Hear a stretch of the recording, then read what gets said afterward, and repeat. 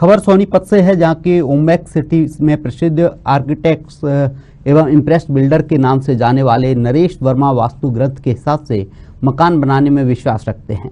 उनका कहना है जो पुरुष और इंसान वास्तु ग्रंथ के हिसाब से मकान का निर्माण कराता है और उसके परिवार में हमेशा सुख समृद्धि रहती है।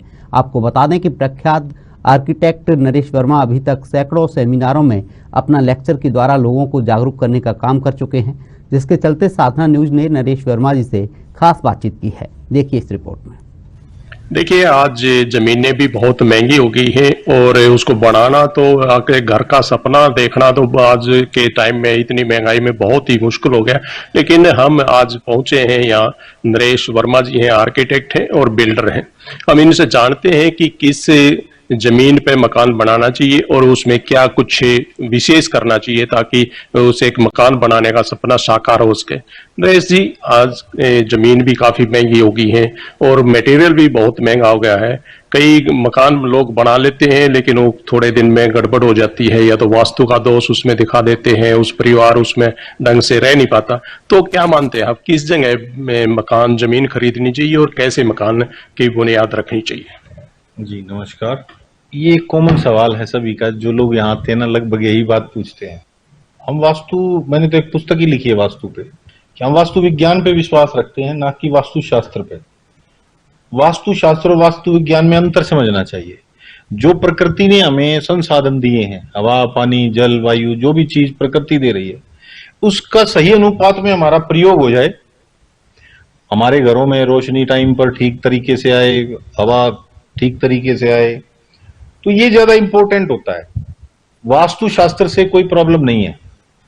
वास्तु विज्ञान यदि शुरू में ही मकान बनाते वक्त किसी भी जो है आर्किटेक्ट से सलाह ली ले जाए, या गांव में बहुत से समझदार लोग होते हैं वो भी वास्तु विज्ञान पर काफी बातें बता देते हैं, तो उनसे सलाह करके घर बनाया जाए तो ऐसी कोई आपत्ति आती नहीं है। अगर वास्तु शास्त्र, अकाल मृत्यु हो गई जी, बोला जी तो घर ठीक नहीं है। अकाल मृत्यु का घर ठीक होने या ना होने से कोई मतलब नहीं होता। अकाल मृत्यु का मतलब होता है आपने जो दिशाओं के हिसाब से हमारे जो तंत्र चलते हैं उनका सही दिशा में, जैसे हम सोते हैं दक्षिण दिशा में सिर करके सोना चाहिए, उससे दिमाग जो है ना आपका खून रोटेट करता रहता है उस अवस्था में भी जब आप अचेत अवस्था में सो रहे हो। तो अकाल मृत्यु होने के कारण होते हैं आप सही दिशाओं का प्रयोग ना करके खाना पीना गलत दिशा की तरफ कर रहे हो, या फिर सूरज की रोशनी, आप बहुत ज्यादा देर रोशनी में बैठ जाओगे ना, आपका टेम्परेचर बदल जाएगा और आपके शरीर को वो बर्दाश्त होगा या नहीं होगा। लेकिन बहुत से लोग ऐसे होते हैं, नहीं शाम का सूरज सेकना चाहिए, आपको शाम के सूरज को अवॉइड करना चाहिए। हम बहुत लोगों को बोलते हैं शाम का सूरज नहीं। देखिए, आज शिक्षा भी बहुत है, लोग जागरूक भी बहुत हैं, लेकिन ज्यादा परिवारों में देखा गया है कि परिवार में सुख शांति या प्रयोजन, घर में कुछ थोड़ी सी गड़बड़ हो जाती है तो तांत्रिकों के पास, आर्किटेक्ट के पास, वास्तु वाले के पास, उस चक्कर में बढ़ जाते हैं। तो इसके बारे में आपका क्या? कैसा अनुपात, फिर बार बार रिपीट कर रहा हूं कि धरती, आकाश, जमीन, इन सब चीजों का संतुलन ही वास्तु है। पहले आप किसी भी 200 साल पुरानी, 300 साल पुरानी पुस्तक लाइएगा, कहीं वास्तु शास्त्र शब्द हो, वास्तु ग्रंथ होते थे और उसे वास्तुकार लिखते थे। और कहीं भी बड़े गांव आप जाइए, बहुत सारी चौखटें एक जैसी होती थी। बार आपने देखा होगा कि अमीर है, गरीब है, लेकिन चौखटें एक जैसी बनाई जाती थी। उनका वास्तुकार से मतलब होता था भाई इतना चौड़ा दरवाजा नहीं लगाना चाहिए, कोई बड़ा जानवर घुस सकता है, और बहुत सी बातें हो सकती हैं। उसके वैज्ञानिक सिद्धांत होते थे। अब लोग उन्हें, जो पंडित अपने हिसाब से मैनिपुलेट कर लेता है, अगर जी आपको ऐसे करने से आपकी पत्नी जो है आप प्रति जो है सहानुभूति में रहेगी, आपका भाई आपके वश में रहेगा। ये देखो, ये ज्योतिष और ये फालतू की बातें, इन बारे में तो हम बिल्कुल नहीं बता सकते। हाँ, एज ए आर्किटेक्ट ये कह सकते हैं घरों में खिड़की दरवाजों के अपने महत्व है। कहाँ रसोई होनी चाहिए, कहाँ पर बेडरूम होना चाहिए, किस समय सूरज की रोशनी आपको फायदा दे सकती है, ये हम हर प्रोग्राम में बताते हैं।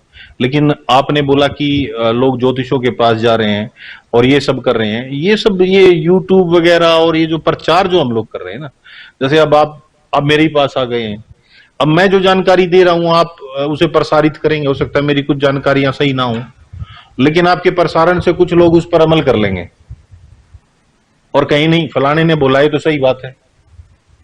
तो उसे तथ्यों को जानकर उस पर काम करना चाहिए।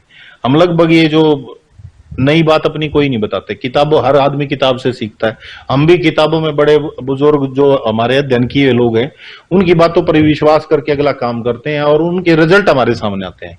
जब रिजल्ट्स आते हैं तो आप लोगों को भी शेयर करते हैं, भाई ऐसे करो ऐसे करो। अब डिजिटल ज्ञान में वो आदमी ये तो जानता है कि मैंने चीर फाड़ शुरू कर दी है और ये सब काम कर दिए हैं, लेकिन उस पर आपको बेनिफिट कुछ नहीं मिल सकता। प्रैक्टिकली उस आदमी में और विकार हो सकते हैं, उनका खून का भाव बढ़ सकता है, घट सकता है, बीपी घट, वो उस टाइम पर आप कैसे कंट्रोल कर सकते हो? उसमें आपका पर्सनल अनुभव ही काम आएगा और चीजें काम नहीं आती।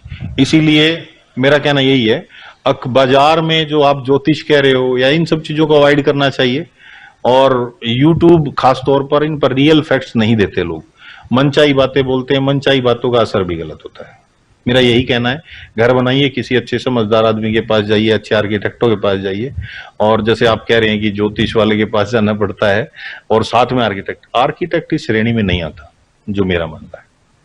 कि जैसे घर जो बनाते हैं उनके खिड़की दरवाजे, उनकी दिशा सही होनी चाहिए। किसी तरह की किसी के पास जाने की कोई जरूरत नहीं है। लेकिन आज लोग भ्रमक जो प्रचार कर रहे हैं उससे बचना चाहिए और अच्छे किसी जानकार की, आर्किटेक्ट की सलाह से ही मकान बनाना चाहिए ताकि वो अपने घर में सुख समृद्धि से रह सकें। सोनीपत से साधना न्यूज के लिए दलपीत।